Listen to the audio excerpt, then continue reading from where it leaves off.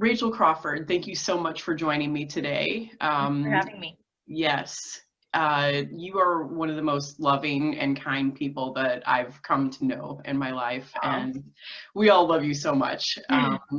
So I understand that you were diagnosed with scoliosis. Yes. How old were you when you were diagnosed? I was 11 when I was diagnosed. Pain Oh, didn't really start until I hit puberty-ish. It was around 13, 14 that the pain started to come in. okay, yeah. And so you of course, went down the path of what the conventional medications are, and this resulted in an addiction, which is such a problem nowadays, opioid addictions. And we all know somebody that we've loved and lost, and we're so grateful that you're with us. And I know that your story will be inspiring to other people. So I really appreciate you being brave and talking about it. Absolutely. So maybe I'll just let you take it from there, as far as when the medications start and what happened after that. Yeah. I dealt with pain, my whole life when I was a kid, and I was an athlete. So I was really trying to, do a lot. I was doing a lot of damage to my body. I was a long jumper. I was a sprinter. I was all of that. And when I got into, it was like 21, 22, I think, my doctor finally, I had stayed off of pain medications for a long time. I was taking tremendous amounts of anti-inflammatories and lots of ibuprofen and, using aspirin when I was 15 years old and all of that. And my doctor had asked me, or, had mentioned for years that I needed to find something, to control the pain more, because I was taking way too much ibuprofen, way too much acetaminophen. And when I was about 21, 22, somewhere around in there, he finally said, either you're going to have to go on medication for your pain, or we're going to have to put you on blood pressure medication, because my heart got real tachycardic. I was having all kinds of issues just related to the pain. And so he put me on, at first, Norco, and then that bounced back and forth between a couple of different medications for a couple of years. But when it was all said and done, I was on Norco, Tramadol, Soma, and Flexeril, and I was on pretty heroic doses of that. I never really, thank God, got into, really abusing the medication and taking way too much of it and all of that. But of course, I was addicted to it. I was on it for over 15 years. And it came to, in April of 2018, sorry, I'm trying to remember all these numbers. I had some tests done. My liver was not doing well. My kidneys were not doing well. I was just having all kinds of issues with it. And my doctor said that he was going to send me to a pain specialist, because I had mentioned, let's get off of these. How do we do this? It's 2018. There's got to be other things that I can do. So he sent me to a pain specialist. I went in with, this is the naive thing of, really, really trusting the medical system. I went in with unicorns in my eyes, thinking this man went to school for pain. This is what he does. This is all he does. And I walked in really thinking that I was going to have, some answers, basically. They actually made me go to the first appointment, which was a psychologist appointment. So I had to talk to a psychologist for a while, which I wish that they would do before they ever prescribe one pill, because it would make a huge difference in people actually being able to put together in their brains exactly what's getting ready to happen. And of course, she asked me what my goals were, and I told her that my goals were to hopefully be off of the medication completely and find some other avenue. And she was very, responsive to that. She was very supportive of that. And so when I go into this office, I'm sitting in this office with, and I'm not judging anybody at all, it was just very jarring to sit in this office with clearly people who were really struggling with addiction. They had track marks on their arms. They were throwing fits. I was just kind of in shock a little bit. And go back into the doctor's office. I wasn't there for more than probably 60 seconds before he turned around. He closed the file and he turned around and he kind of sat forward and said, if I would have read your file, it would have told you not to come. And I kind of felt like he slapped me in the face. And I'm like, what do you mean you would have told me not to come? And he said, it says your goal here is to be off of these pills. And I was like, yes, I would love, some options for that. And he sat forward and snatched his glasses off, and he looked at me super condescending, and he said, you're never going to get off these pills. You need to get that out of your head. Oh, wow. And of course, I'm ridiculously stubborn. And the first thought that I had was, oh, watch me. Mm-hmm. But I literally started shaking. I was about to start crying. And he said, what we need to do is we need to get you on something that is longer lasting, that is not as hard on your liver, that is not as hard on your kidneys. So I'm going to go ahead and put you on fentanyl. And before he got the L out of his mouth, I stood up and I said, absolutely not. I'm not doing this. And at this point, my heart was beating out of my chest. I was scared. I mean, that terrified me, just to hear that, because you hear of fentanyl, like people can't even touch it, and they are killing babies just by picking them up after they've touched it. And that was terrifying to me. And I fled. I just kind of ran out of the office basically and ran to my car. And I think at that point is when I made the decision that I was completely done. I got in my car. I was crying. I was super upset. I had 2 pills in my purse. That was my evening dose. I chucked those out the window and, was bawling all the way home. And by the time I got home, I was completely resolved, to the chagrin of my poor husband. And I said, I'm done. I'm quitting. I'm not taking another pill from this day forward. I will figure something else out. I've had enough. I can't do this anymore. Because even though I had never been the person, that had been going in and trying to get pills early and all of that, I still, for so many years, you feel like you're treated like an absolute disgusting, addict. And people just look at you different and look at you gross. And it's horrifying that people who are struggling, they've got pain, people who are struggling with addiction, even, to be treated like that as you're, subhuman, basically. So anyway, that night, I made that decision. I quit them cold turkey. Of course, the next day I was having massive spasms, because one of my biggest problems, because of how crooked my back is that it's constantly trying to push itself back into alignment. So I would have really bad spasms, and that the muscle relaxers tended to help with that. But I was literally, the next day, I refused to even take an ibuprofen. I was that stubborn and that pissed off about it. And my husband, of course, was calling everybody he knew. He was like, what do I do for her? I have no idea, how to help her. She won't even take an ibuprofen. And all of his friends were saying the same thing. They were like, get her CBD. Just go find the closest CBD store to you. Get her some topical. Get her an oral and go. Just get it in her so that she could find some sort of relief. Yeah. And I've been very reluctant. He's been talking to me about it for a couple of years. And it's not that I didn't think that it was a great thing, not that I thought it was potent or anything like that. I just didn't think it would help me. I was on 4 different narcotics, and I was still at a 5 on the pain scale all the time. I lived at a 5, which I was comfortable with. I learned to live at a 5. Yeah. But I was like, what's this going to do for me? I'm taking all of these pills and they don't do anything. What is CBD going to do for me? So I went into it a skeptic, but I also went into it willing to try anything, that was natural to try to help, because I knew the next day I can't live like this forever. I don't know what I'm going to do. And one of my biggest problems on that day was that I was so tensed up that I couldn't get my shoulders relaxed. I was literally like this, and I was trying to sit on my hands. I was trying to pull my shoulders down and get some relief. Yeah. And within probably 15 minutes of me taking my first dose of CBD, pain was still there, anxiety was still, all of that was still there, but my shoulders relaxed.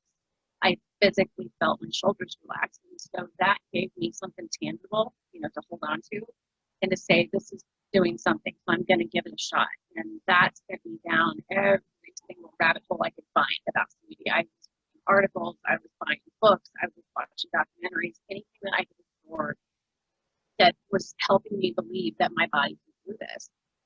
And I decided to give it, an absolute shot. And within the first probably week and a half, I was back to baseline on the pain scale. So I was living back at a 5, which I could handle.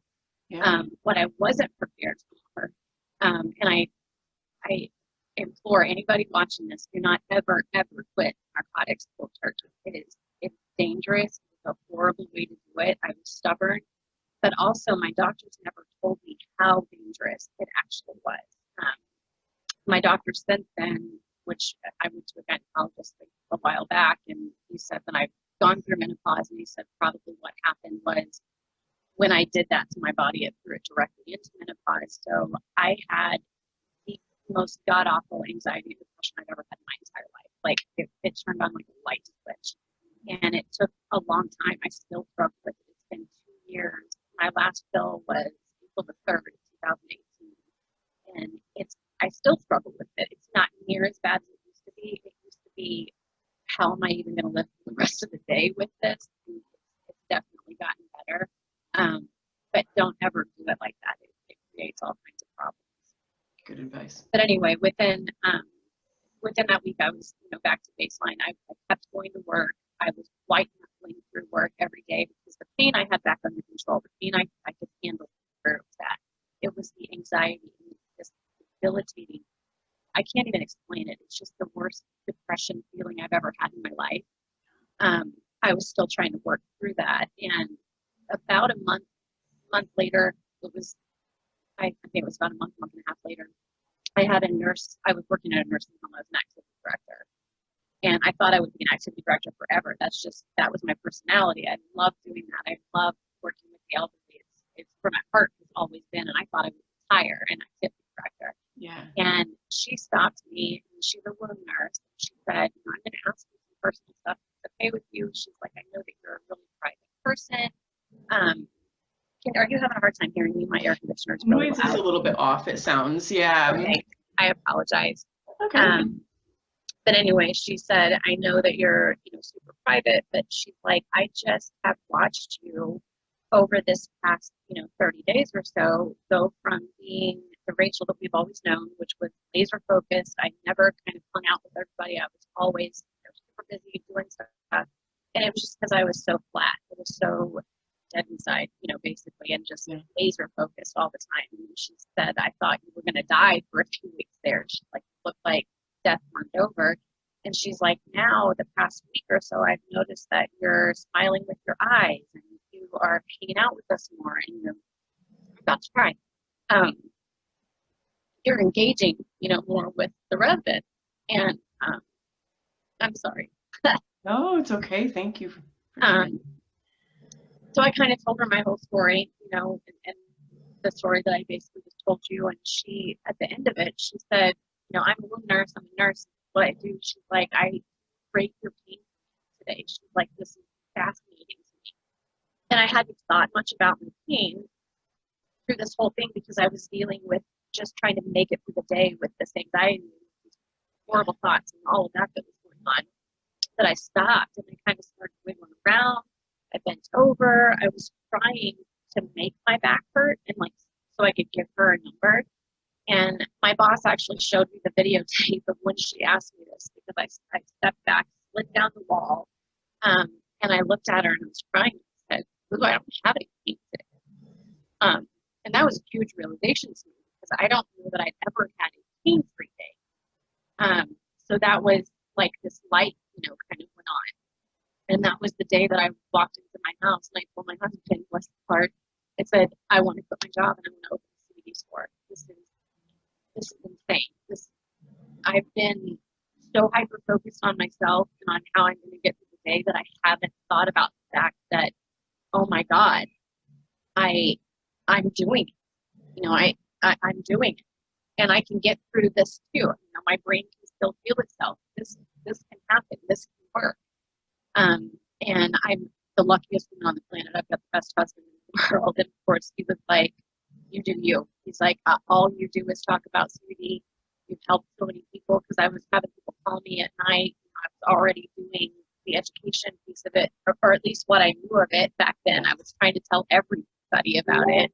And that's where Rustic Oils was born. It was so organic and it felt so natural. And I'm so sorry. God. It's all right. It's no problem. I thought I turned it down. And if you hear snoring, it's Mr. Buddy back there. I let him stay in the room. Buddy.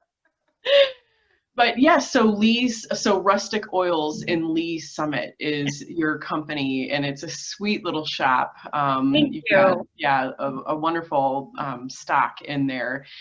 So that is wonderful that you had such a great experience with CBD. And how long might you say that was, that you noticed that significant difference where the pain decreased so significantly?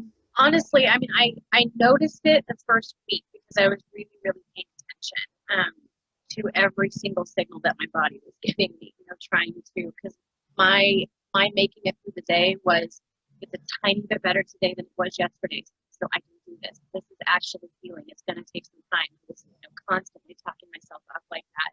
Yeah.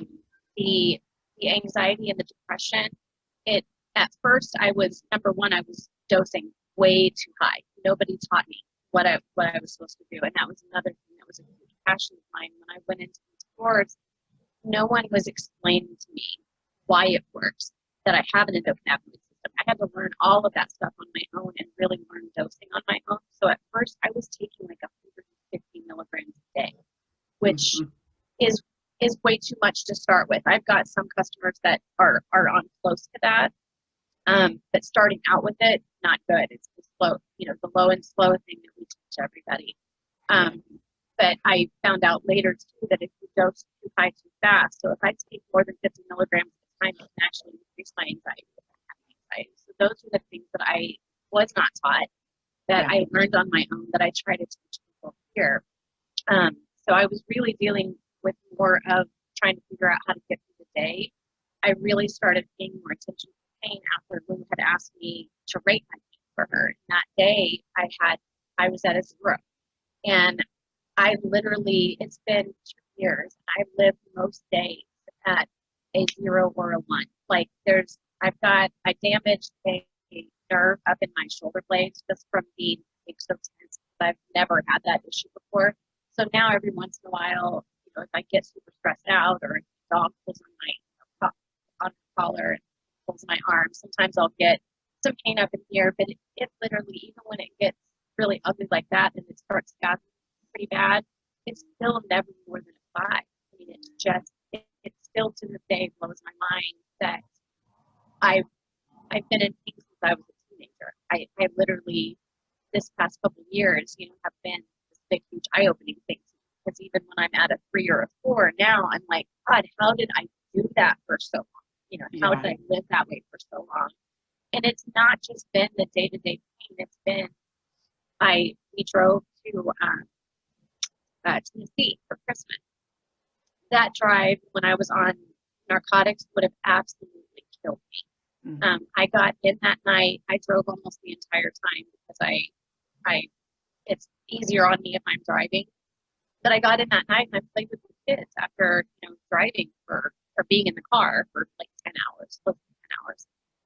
When I was on the meds, we drove to Texas to go when my niece was born, and I literally was debilitated for like an entire day. It was absolutely insane. I went to sleep for a little while. My mom said I was crying in my sleep, and that was back when I was on the meds. So I mean, it's not just, oh, it helped my pain. It's literally showing up in every aspect of my life. I mean, as far as constantly thinking of things of, oh my God, I wouldn't have been able to do this 2 years ago when I was just using narcotic medication. Incredible. Wow. I love, this is a recurring theme, of, you don't have to start out with such a high dose, Right. And it's nice that people are able to get by on those lower doses. So Right. what would you suggest? What do you suggest to your customers then when they're starting out? I always start them low and slow, very, very low, normally around like the 5 milligrams twice a day mark, kind of right around in there. I will let them sample in the store, and a lot of times, like if I've got someone that's got really, really high anxiety, I will hit them with a 10 milligram dose just to kind of let them feel that. Yes. But then I will even say, let's go and start with a lower dose than that. And then I just tell them, you've got to listen to your body. You have to pay attention to all the signals.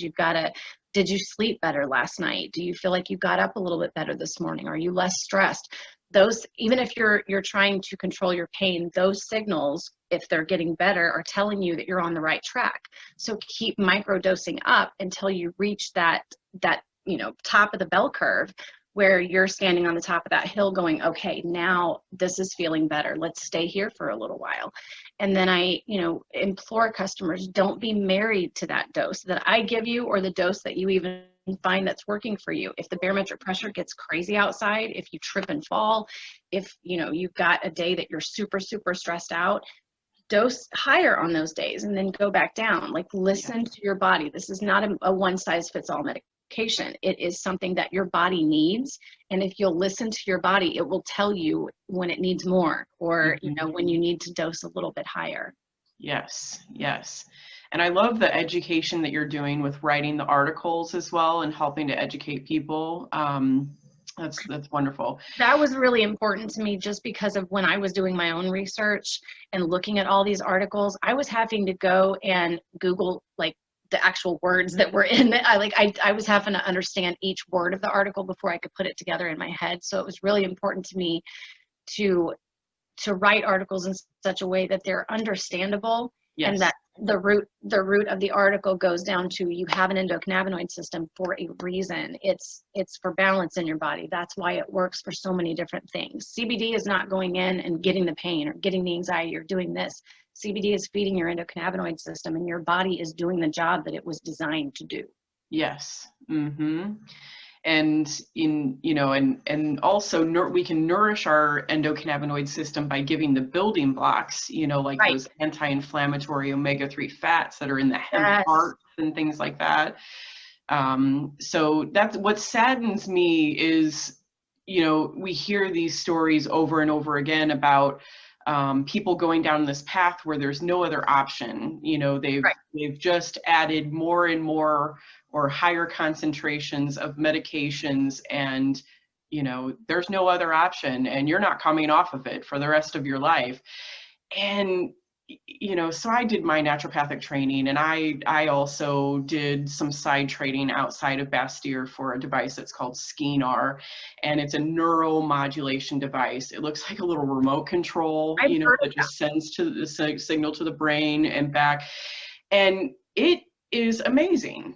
It is amazing for pain relief and relaxation, and I'm amazed at this point that it's not in those pain clinics. Please, people, pick up this technology that has actually been around for a very long time.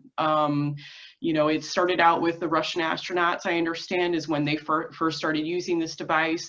There's doctors in Germany that use this. They have a training book that is, really thick, and there are so many other ways, and I just want to emphasize this, cannabis is fantastic, and something that we can easily do, but also I just want to make people aware that there are other amazing technology out there that I wish was in our conventional system, not just devices like that, but also just the educating about the other aspects, like the mindful breathing that can help us, when we breathe into the pain, you often feel it dissipating, or increasing those anti-inflammatory fats, like the hemp parts, sprinkling it on the food and things like that to get those anti-inflammatory omega-3s to build our endocannabinoids in our system. So I hope that some people see this and are inspired to be continuing to push to bring, this more into the mainstream healthcare system. Yes, I completely agree. Obviously this is the path that I went down, and I'm so grateful for it. I thank God every day for this store and for what I'm able to do here, and for the customers that come in and tell me that they're getting relief, and that they're breaking away from having to be handcuffed basically to different whatever different medications that they're on. But what a different world it would be if the people like me who went in to the little pain clinic like all excited, this guy went to school for pain, and they actually had different options for you to try, as opposed to it. I used to listen to people talk about the pill mills and this and that, and I thought, you know, I just don't see that. That's exactly what that was. That's exactly the office that I walked into. He was not interested at all. I even asked this man before he mentioned the fentanyl. I was like, can you send me water thick? Is there anything? Can you give me any other options? And he's like, no. He's like, this is it. You've got a crooked back. You're not going to get it fixed. They're not going to fix it. It's going to be painful forever, and you need to get it out of your head. Just condescending, hateful nonsense that was not worth it. And I know that there are doctors out there that would do anything to be able to say, try this, you know, those different therapies that we know work. Yes. We just aren't, they're not allowed to talk about it. And yes, or just aren't aware of them yet. Correct. Too, you know, because well, you know, for instance, in St. Louis, I know that there are pain doctors that are advocates for cannabis and tell their patients, you know, if that's working for you, then, you know, right, do it. And it's becoming more mainstream. Yes. Mm-hmm. So, well, I guess, is there anything else that you would like to share? Maybe even some, you know, other stories that you've heard from customers, because I know, you know, people have some amazing stories associated with using CBD or THC or, you know, medical cannabis. Right. Do you have anything else that you want to share? I've got several. The one that stands out to me most in my mind is the one that people always say not to talk about because it involves cancer, but it's very multifaceted, this story, and it's something that I'm still very, very close to this family. But I had a customer walk in. It was my first week of being in business. I would say it was probably maybe that Friday or something that I opened. And this man walks into my store, and you could tell that he was just broken. His wife had just been diagnosed with Alzheimer's, and he has a daughter that is I think she was in a car accident at 9, so she's in a wheelchair. She is verbal, but you really have to struggle to understand her because she has a really hard time talking. She's very contracted. Just a precious little thing. She is on the computer all the time, and you know, we text back and forth. She whips my butt all the time in that words with friends thing. But he had he had just found out that she had breast cancer. It had gotten so bad because he hadn't been able to pay attention, you know, to those areas, obviously, that it had actually popped through her breast on the underneath side right here. And they had diagnosed it and, of course, wanted to immediately put her on chemo and radiation. And he's been a cannabis user his whole life. He's studied the medicinal, you know, aspects of it. And he told them, you know, we'll absolutely do that, but you're going to give me 3 weeks to do my own thing to protect her body before you poison it, basically. So he put her on high dose CBD oil, and then he's a grower at home. He made a salve that he was putting on, you know, topically. It had metastasized to her liver as well, so he was putting it over her liver and on this breast one. So before she ever started chemo, the breast tumor had already started to break apart, which was, the doctors were like, this is insanity, because they had already told him this is an aggressive tumor that's going to continue, you know, to go up underneath here. It's going to get her lymph nodes and all of that stuff. She had cells in her lymph nodes, but no tumors yet, but she did have a mass in her liver. The liver mass had already shrunk, not significantly, but to a point where the doctors were like, okay, whatever it is that you're doing, continue to do it, and we're going to hit it with chemotherapy and radiation. And it's been probably, that was August of 2018. It's probably been about 6 months ago that he called me and said that he had taken her in and she has zero evidence of cancer in her body, none. And they had pretty much told him that this was a death sentence for her just because of how unhealthy she is. You know, she's not a healthy girl. She's got diabetes. She's got all kinds of stuff. And throughout this whole journey, there have been several times that he's called me and, you know, mentioned things that are getting better, and is this even possible? And I'm like, I'm constantly having him study the endocannabinoid system. But we were going to have a party for her, actually. And he called me and said, will you come to this party? And I'm like, wild horses couldn't keep me from this party. Of course I'll be at this party. Yeah. And the day of the party, he called me and he's like, okay, so she's in the hospital, which is not a good thing. He's like, but it's actually a good thing because her blood sugars, I guess, had dropped, and they kept her in the hospital for a few days, kept her off insulin because of whatever was going on with her body, and they didn't have to put her back on 2 of her medications. And he said, I know that it's because, we've got her on this regimen now. So she's literally at this point, she was living at home back then. She was very, very ill back then. She just moved into a group home about 3 weeks ago. She is thriving. She also just recently went to another appointment, and they still say that there's no evidence of cancer. She doesn't have another appointment for 6 months because of it. Her contractions are getting better. She's had Botox shots right over, actually at the neurologist right next door to me. She's had Botox shots. Her contractions are getting better. She's walking a little bit more now.